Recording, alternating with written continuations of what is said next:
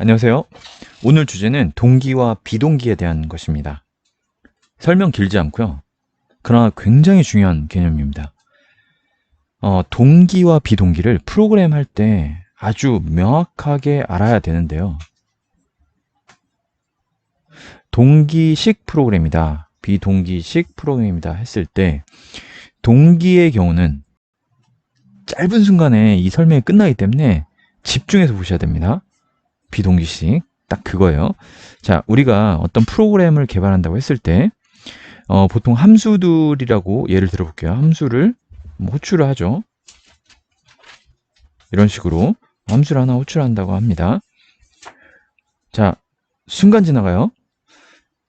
동기식은 이 함수가 끝날 때까지, 그러니까 이 함수를 또 호출하게 되면 어떤 함수로 가서 실제 어떤 일을 수행을 하겠죠. 그리고 이 리턴을 받아서 여기에 어떤 응답을 줄 수 있겠죠. 이런 식으로 이 해당하는 함수를 갖다가 이 결과까지 기다리는 것은 동기식이에요. 자, 이거하고 다른 개념으로 비동식이 있는데, 자, 함수를 이름은 똑같이 할게요. 함수를 호출을 했어요. 그런데 이 해당하는 함수로 당연히 가겠죠. 이 func라는 함수로 가겠죠. 근데 이 함수를 호출하고 바로 이 다음으로 지나가요. 그런 방식이 바로 비동기식이에요. 끝! 이라고 해버리면 너무 좀 험하니까 잠깐 부연 설명을 드리면, 이때 장단점이 있을 수 있겠죠. 동기식은 값이 꼭 필요하고 이 값으로 다음을 진행해야 될 때 이 값을 다시 넣어가지고 어떤 파라미터로 쓴다든가 이 값을 가지고 계산을 해야 되고 이 값이 순차적으로 나와야 되는 경우는 반드시 동기식이어야 되죠. 하지만 비동기식의 경우는 이 함수를 호출하고 이 함수의 수행 여부와 상관없이 이것이 지나가도 상관없는 경우는 이렇게 진행을 합니다.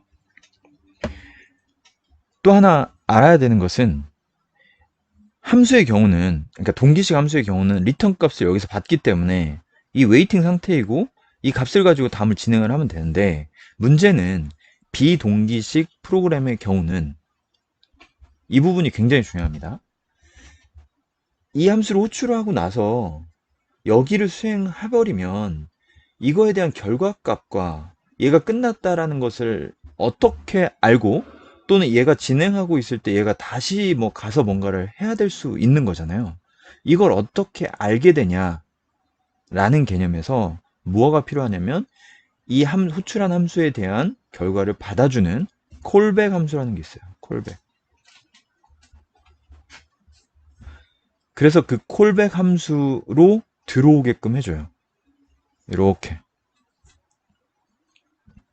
이 함수는 호출이 되고 바로 지나가면서 이 함수의 결과가 다 끝나면 여기에 있는 함수 중에 콜백 함수가 있고 이 콜백 함수로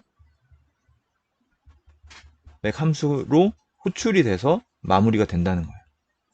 보통 안드로이드 개발을 했을 때도 나오고 노드.js 같은 데서도 노드.js의 기본 함수들의 호출은 대부분 비동기식이에요.